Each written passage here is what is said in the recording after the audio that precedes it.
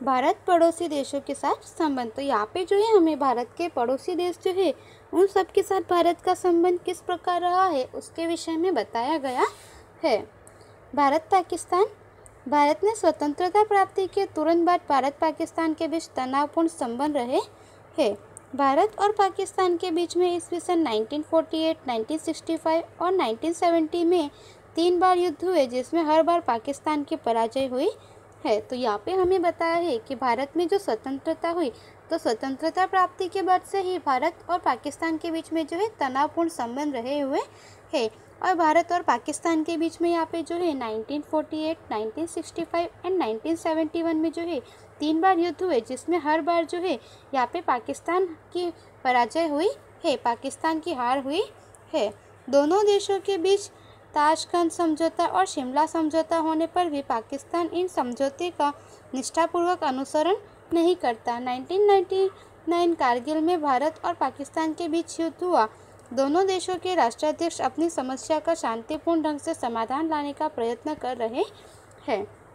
तो यहाँ पे हमें बताया है कि दोनों देशों के बीच जो है ताशकंद समझौता और जो शिमला समझौता हुआ, उस पर भी पाकिस्तान जो है इन समझौतों का निष्ठापूर्वक जो अनुसरण करना चाहिए वह नहीं करता है। और 1919 में जो है कारगिल में भारत और पाकिस्तान के बीच युद्ध हुआ और दोनों देशों के राष्ट्र के जो अध्यक्ष है वे अपनी समस्या का शांतिपूर्ण ढंग से समाधान करने का प्रयत्न कर रहे है। तो इस तरह से यहाँ पे हमें बताया है कि भारत और पाकिस्तान के बीच जो है सदैव तनावपूर्ण संबंध रहे हुए हैं।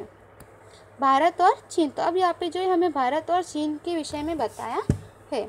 ऐसा कह सकते हैं कि भारत और चीन के बीच संबंधों की शुरुआत ईस्वी सन 1954 में हुई।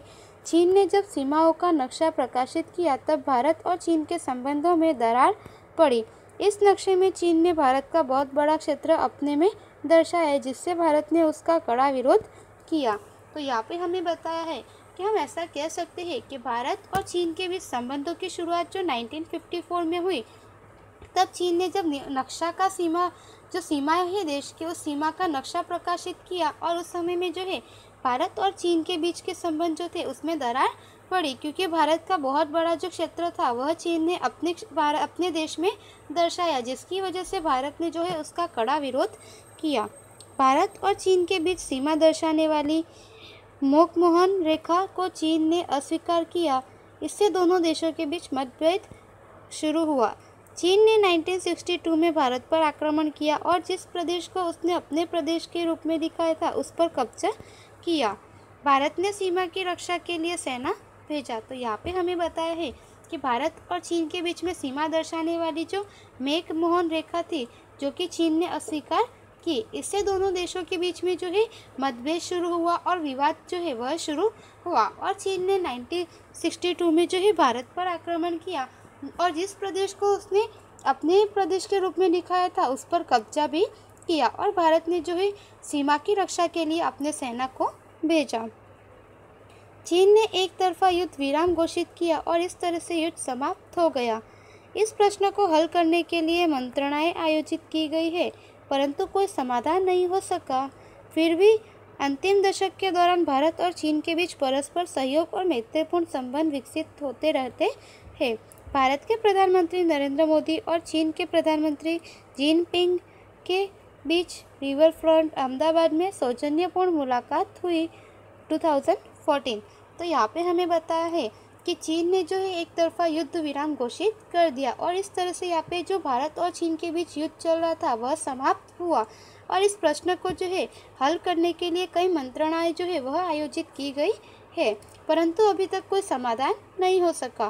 फिर भी अंतिम दशक के दौरान में जो है भारत और चीन के बीच सहयोग और मैत्रीतापूर्वक वाले संबंध जो है वह विकसित हुए हैं और भारत के प्रधानमंत्री नरेंद्र मोदी और चीन के प्रधानमंत्री जिनपिंग जो है उनके बीच रिवर फ्रंट अहमदाबाद में 2014 में जो है एक सौजन्यपूर्ण मुलाकात हुई। तो इस तरह से यहाँ पे हमें भारत और चीन के विषय में जो है उनके जो संबंध रहे हुए हैं उसके विषय में जानकारी दी गई थी।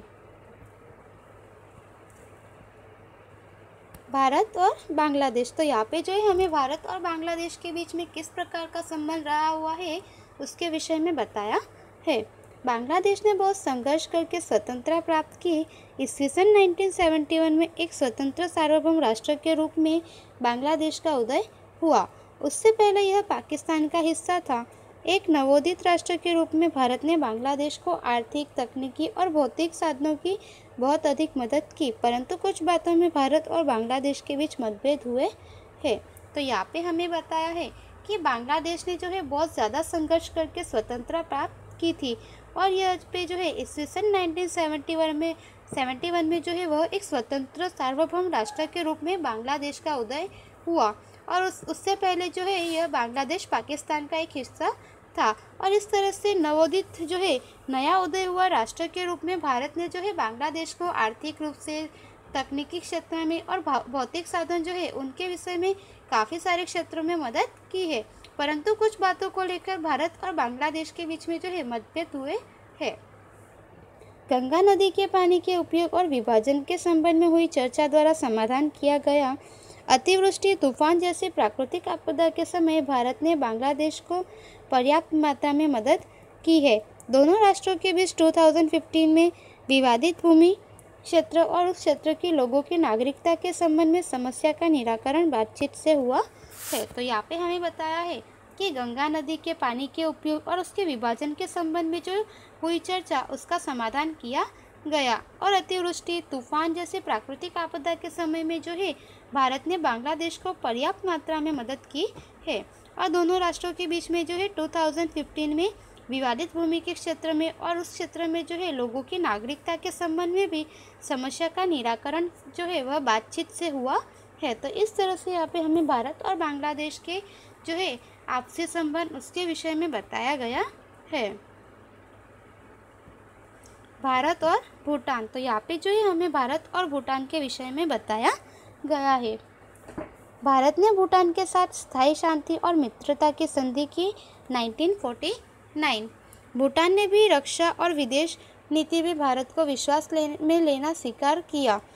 तो यहाँ पे हमें बताया है कि भारत ने जो है भूटान के साथ स्थायी शांति और मित्रता की संधि जो है 1949 में की, और भूटान ने भी जो है रक्षा और विदेश नीति में जो है भारत को विश्वास में लेने का स्वीकार किया। भारत ने भूटान को दूरसंचार और यातायात के विकास में मदद देना स्वीकार कर संबंध को मजबूत बनाया। प्रधानमंत्री नेहरू ने भूटान की मुलाकात ली थी 1958 में। भारत के राष्ट्रपति ने भूटान की मुलाकात ली 1970 में।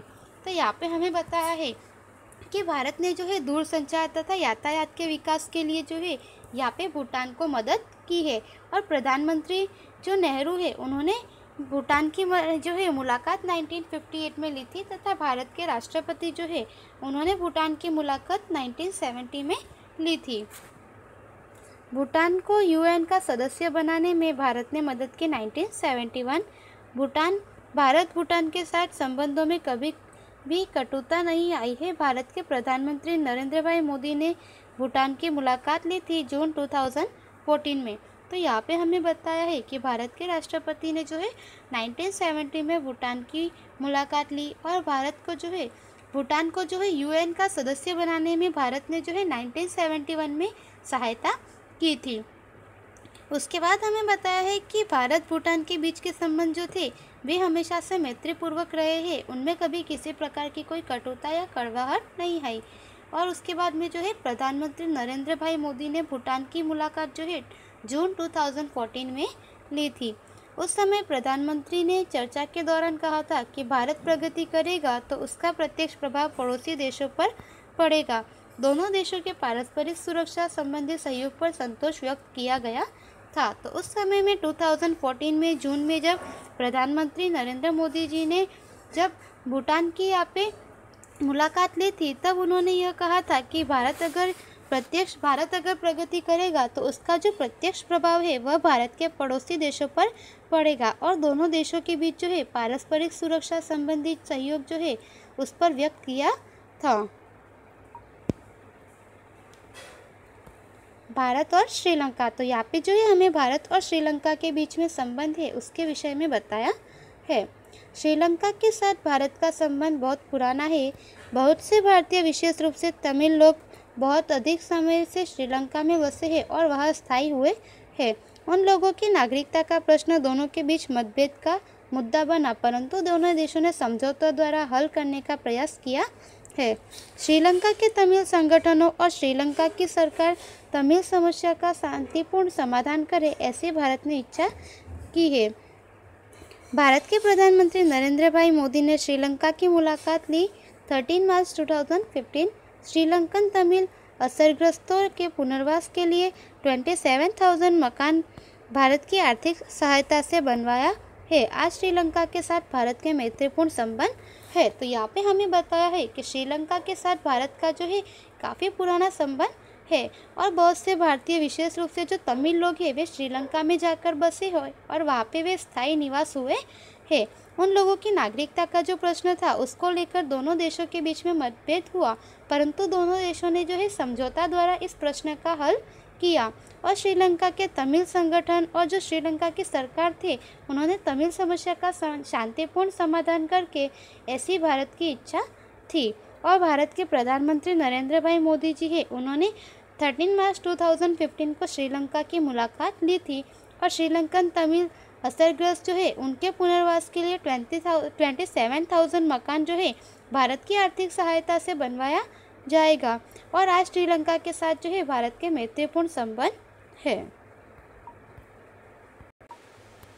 भारत नेपाल, तो यहाँ पे अब जो है हमें आगे भारत और नेपाल के बीच में जो संबंध है उसके विषय में बताया है। नेपाल और भारत के बीच संबंधों का आरंभ और देशों के बीच किए गए समझौते से हुआ ईस्वीसन 1950। तो यहाँ पे हमें बताया है कि नेपाल और भारत के बीच जो है संबंधों का आरंभ और देशों के बीच में किए गए जो समझौते हुए 1950 में, उससे हुआ है। इस समझौते के अनुसार दोनों ने एक दूसरे की सार्वभौम और प्रादेशिक अखंडता की रक्षा को स्वीकार किया है तथा दोनों देश के नागरिकों के एक दूसरे के देश में मुक्त आवागमन को मान्य रखा है। नेपाल के सामाजिक आर्थिक विकास में भारत ने बड़ी मदद की है। नेपाल के बहुत से विद्यार्थी उच्च शिक्षा के लिए भारत आते हैं। तो यहाँ पे हमें बताया है कि इस समझौते के अनुसार जो 1950 में किया, उसके अनुसार जो है दोनों देश एक दूसरे के सार्वभौम और प्रादेशिक जो अखंडता है उसकी रक्षा करना स्वीकार करेंगे तथा दोनों देशों के नागरिक जो है एक दूसरे देश में मुक्त आवागमन जो है उसको मान्य रखा है। साथ ही साथ नेपाल के सामाजिक आर्थिक विकास में जो भारत देश ने जो है बहुत बड़ी मदद की है। नेपाल के बहुत से विद्यार्थी जो है भारत में उच्च शिक्षा प्राप्त करने के लिए आते हैं। हिमालय से निकलने वाली कई नदियां नेपाल में से होकर भारत में आती है। बरसात के मौसम में उनमें भारी बाढ़ आती है और इसलिए भारत का बहुत अधिक नुकसान होता है। नदियों के बाढ़ को रोकने के लिए भारत और नेपाल के बीच समझौता करने के लिए भारत प्रयत्न करता है। तो यहाँ पे हमें बताया है कि हिमालय से निकलने वाली जो है बहुत सी नदियाँ नेपाल से होकर भारत में आती है और बरसात के मौसम में जो है उनमें भारी बाढ़ आती है, इसलिए उससे जो भारी नुकसान होता है उसके लिए जो है नदियों के बाढ़ को रोकने के लिए भारत और नेपाल के बीच में जो है समझौता के प्रयत्न भारत कर रहा है। 25 अप्रैल 2015 को नेपाल में 7.8 की तीव्रता का भूकंप आया था।